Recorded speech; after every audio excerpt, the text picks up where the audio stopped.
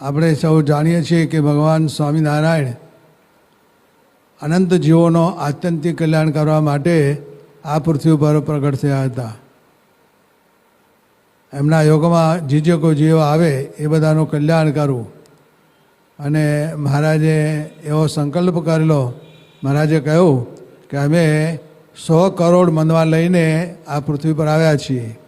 એ બધી મનવારો ભરી અને જીવોને અક્ષરધામમાં લઈ જવા છે. હવે મનવાર કેવી છે તો એક મનવારમાં કરોડ વાણ સમાઈ જાય. એક મનવારની અંદર કરોડ વાણ આવી જાય, એમાં સમાઈ જાય એવી મનવાર. અને એવી 100 કરોડ મનવાર લઈને મહારાજ પધારેલા. એક વાણમાં માત્ર 100 જણ જ બેસે તો 1 કરોડ વાણમાં 100 કરોડ એટલે કે 1 અબજ માણસ બેસી જાય. એટલે કે એક મનવારમાં 1 અબજ માણસો આવી જાય. અને એવી તો 100 કરોડ મનવારો લઈને મહારાજ આવ્યા છે. આ પૃથ્વી પરના અત્યારના મનુષ્યોની ગણતરી કરે તો 6.5 થી 7 અબજની છે. તો બધાનું કલ્યાણ કરે તો એ 7 મનવારોમાં ભરાય. બાકી તો હજુ કેટલી બધી બાકી રહી. તો એટલે મહારાજને તો અનંત જીવોનું આ કલ્યાણ કરવું છે. પોતાના યોગમાં જે કોઈ આવે એનું કલ્યાણ કરવું. મહારાજે પોતે સંકલ્પ કર્યો કે અમારા યોગમાં જે કોઈ આવે એનું અમારે કલ્યાણ કરવું. ત્યારે વળી મહારાજ વિચાર કર્યો કે અમારો યોગ તો પણ કેટલાને થશે, બહુ ઓછાને થાય. માટે મહારાજ કે અમારા જે સંતો એના યોગમાં જે કોઈ આવે એનું કલ્યાણ. વળી મહારાજ કે અમારા સંતોના યોગમાં પણ કેટલા જીવો આવશે. મહારાજ કે અમારા હરિભક્તો એના યોગમાં જે કોઈ આવે એનું કલ્યાણ.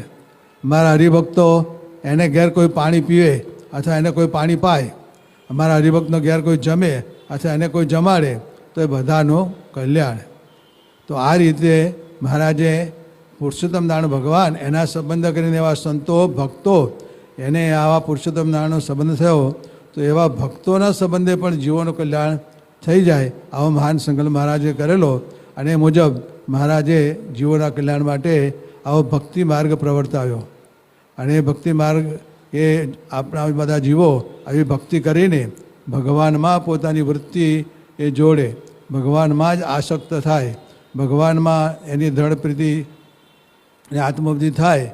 અને એ રીતે એ જીવનો શ્રેય થાય. અને આ જગતના બધા પદાર્થોમાંથી વૃત્તિ ટળી જાય, એનામાં બધા સ્વભાવ દોષ બધા પણ ટળી જાય. અને એ રીતે શુદ્ધ થઈ એવો એકાંતિક ભક્ત બની અને અક્ષરધામની પ્રાપ્તિ કરે આવા મહારાજને બનાવવા હતા.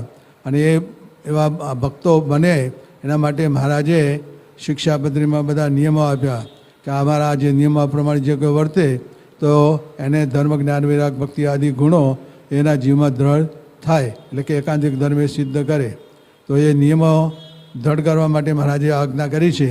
સાથે સાથે મહારાજે એ પણ વાત કરી છે કે ચાતુર્માસ જે આષાઢ સુદ એકાદશીથી તે કાર્તક સુદ એકાદશી સુધીનો જે ચાતુર્માસ જે કહેવાય 4 મહિના, એ 4 મહિના દ્વારા દરમિયાન ભગવાનના ભક્તો એ ભક્તિ તો નિયમિત રૂપે કરતા જ હોય. એ ભગવાનની કથાનું શ્રવણ કરતા હોય, ભગવાનની કથાનું વાંચન કરતા હોય, ભગવાનના પ્રસંગોનું ચિંતન કરતા હોય, જપ માળા કરતા હોય, દંડવત કરતા હોય, પ્રદક્ષિણા કરતા હોય, પૂજા કરતા હોય, અનેક વિધે આવી 9 પ્રકારની બધી ભક્તિ બધા ભક્તો કરતા જ હોય છે.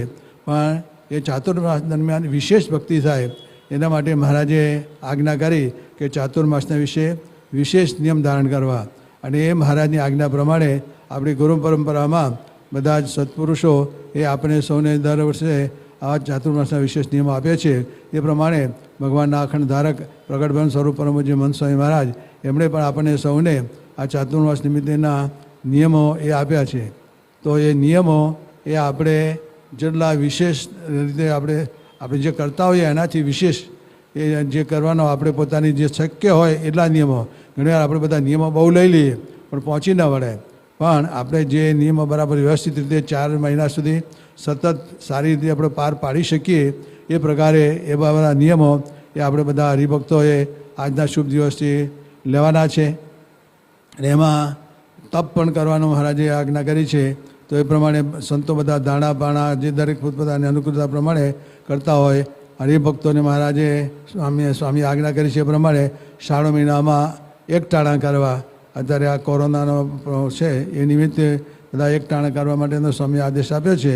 તો શ્રાવણ મહિના દરમિયાન 1 ટાણા કરવા એ તપ એ એકટાણાનું તપ એ આપણે ભક્ત કરવાનો છે. અને એ રીતે જે શ્રવણ ભક્તિ, કીર્તન ભક્તિ, આવી રીતે મનન ભક્તિ, ધ્યાન ભજન આ બધું પણ આપણે જે કરવાનો છે એને આપણા વિશેષ નિયમો બધા એ આપણે બધા જાહેર કરેલા છે. તો એ પ્રમાણે એ બધા નિયમો આપણે ધારણ કરીએ અને નિયમો પ્રમાણે 4 માસ દરમિયાન સતત સારામાં સારી રીતે એવી ભક્તિ કરીએ તો એમાં લાભ આપણને છે. આપણે આ જે ભક્તિ કરીશું તો જેટલી વિશેષ ભક્તિ કરીશું એટલી આપણી આધ્યાત્મિક કમાણી વધશે. જેમ વેપારી પોતાનો વેપાર વધે તો ખુશ થાય, એમ આપણે ભગવાનના ભક્ત છીએ તો આપણે ભગવાનની ભક્તિ સંબંધી આધ્યાત્મિક કમાણી એ જેટલી વધે એટલો આપણો લાભ છે. અને જેટલી આધ્યાત્મિક કમાણી વધારે થાય એટલો મોટા પુરુષનો આપણા પર રાજીપો વિશેષ થતો હોય છે.